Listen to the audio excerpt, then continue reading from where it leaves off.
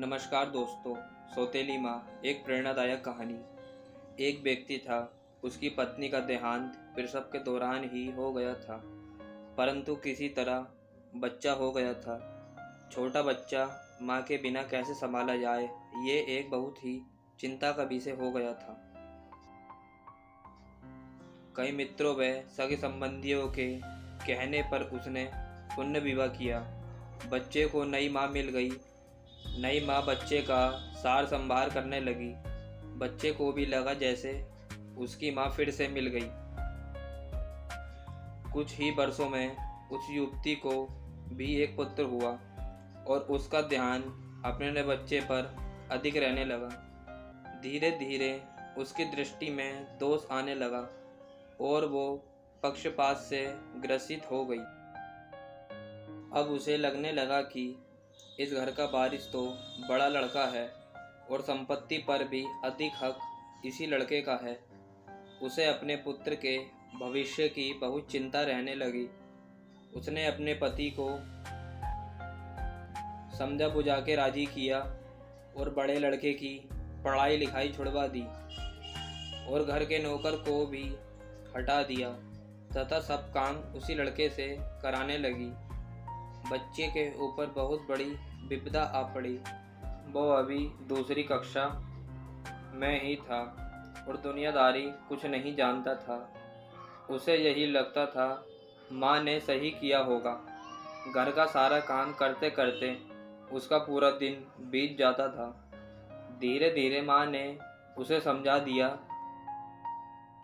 कि उसका असली कार्य अपने छोटे भाई की सेवा ही है और उसका छोटा भाई ही असली मालिक है। बच्चे ने माँ की आज्ञा मान ली और सदा ही अपने भाई की सेवा संभार में तत्पर रहने लगा। अब वो बड़े लड़के को जरा जरा सी गलती होने पर डांटने मारने भी लगी थी ताकि उस पर एक भय बना रहे। वो कोई अच्छे से अच्छा काम भी करता तो उसकी सौतेली माँ उसे बिल्कुल बेकार बताती।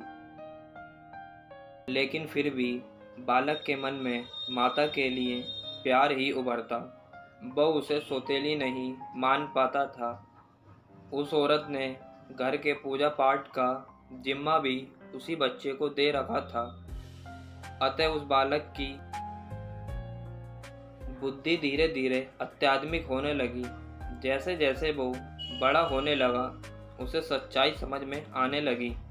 लेकिन वो अपना सब दुख भगवान से ही कहकर संतोष कर लेता था और उसका सारा दुख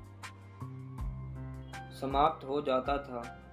पिता से वो बहुत प्रीति करता था और जानता था कि पिता उसकी स्थिति से बहुत दुखित रहते हैं, लेकिन वो उनसे हमेशा माँ की बड़ाई ही करता था। पिता का होना ही उसके लिए बहुत था, परंतु उसके पिता भी एक बीमारी में चल बसे और वह बिल्कुल अकेला हो गया। बस भगवान ही उसके रह गए। समय बीतने लगा और दोनों बच्चे बड़े हो गए। अब घर का सारा अधिकार सौतेली माँ के हाथ में था। योजना के अनुसार बड़े बच्चे की शादी उस औरत ने बहुत ही गरीब घर में वह अनपढ़ औरत से करी तथा अपने पुत्र की बहुत ही बड़े घर में वह पढ़ी लिखी युवती से करी। उसने बड़े लड़के को नौकरों वाले घर में से एक घर दे दिया और उसकी पत्नी को भी बता दिया कि उसका असली कार्य मालिकिन यानी छोटी बहू की सेवा करना ही है। छोटे लड़के के लिए एक बहुत ही बड़ा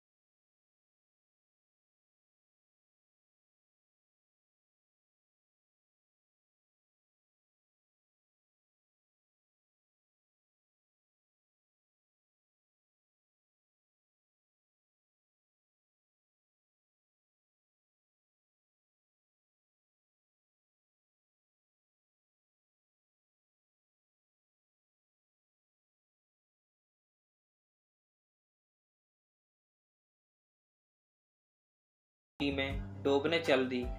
बड़ा लड़का कहीं बाहर गया था और उसे कुछ पता नहीं था। वो एक घाट से गुजर रहा था। शोर सुना तो देखा कोई नदी में डूब रहा है। उसने भी छलांग लगा दी और जब बचा के लाया तो देखा कि ये तो उसकी ही सौतेली माँ है। जब सारी बात पता चली उसे तो बहुत दुखित हुआ और अपने पत्नी व माँ के साथ घर त्याग दिया। वह दूसरे गांव में रहने लगा। उसने अपनी पत्नी के साथ माँ की बहुत सेवा करी और वो ठीक हो गई। वो लोग अच्छे से जीवन बसर करने लगे। एक दिन उसकी माँ से बड़ी बहू ने पूछा, माँ मुझे कुछ शिक्षा दे। तो सास की आंखों में आंसू भर आए। उसने मात्र इतना कहा कि बेटी तुम्हारा पति तो भगवान के समान है। शिक्षा तुम्हें उससे ही लेनी चाहिए। मैं तो इतना ही कहूँगी कि किसी को भी पराया नहीं समझना चाहिए और जीवन में किसी के साथ इतना बुरा मत करना कि जब वो तुम्हारे साथ फिर भी भलाई करे तो तुम्हारी आत्मा को गवारा ना हो।